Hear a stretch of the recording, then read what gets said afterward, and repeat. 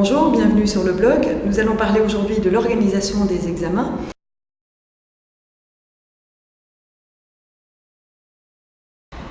J'ai demandé à l'administration de me faire un rapport sur les pratiques aujourd'hui en communauté française en matière d'organisation d'examens. Et ce rapport d'inspection a confirmé qu'il y avait une grande disparité dans l'organisation des examens entre des écoles qui commençaient parfois les examens dès le 1er juin et les terminaient aussi trop tôt, à savoir presque le 11 ou le 13 juin. Cette disparité pose question au niveau de l'utilisation des temps scolaires. Une école qui commence trop tôt ses examens et par conséquent qui les termine également trop tôt, prive l'enfant, l'adolescent, d'une période, d'un temps d'apprentissage qui lui est nécessaire pour intégrer l'ensemble des programmes qui lui sont donnés.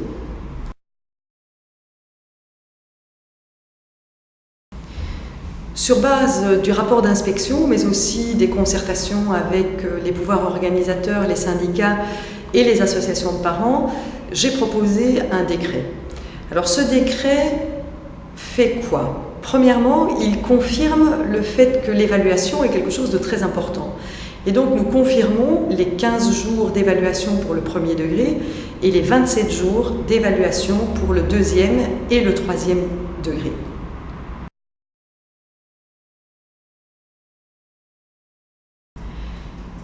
Toujours sur base du rapport de l'inspection, ce décret a aussi pour objectif de généraliser les bonnes pratiques qui ont été observées sur le terrain en matière d'organisation des examens au courant du mois de juin.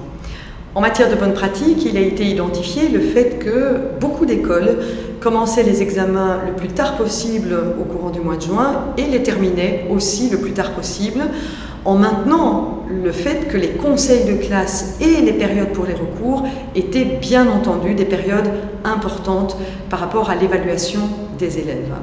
Sur ces bonnes pratiques, concrètement, que prévoit le décret ?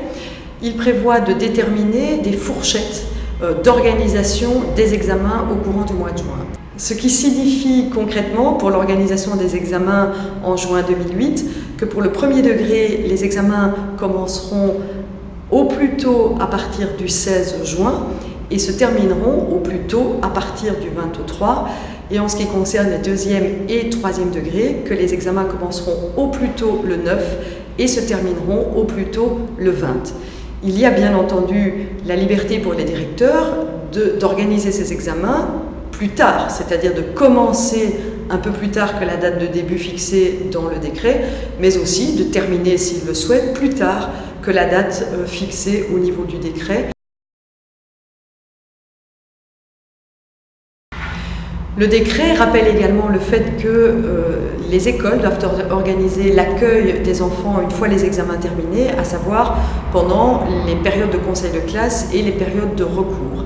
Les écoles organisent des activités éducatives et pédagogiques qui viennent renforcer des projets qu'elles ont organisés au courant de l'année et qui peuvent être complétés pendant ces périodes de fin d'année scolaire. Merci beaucoup d'être passé sur ce blog et je vous donne rendez-vous la semaine prochaine, juste avant les vacances.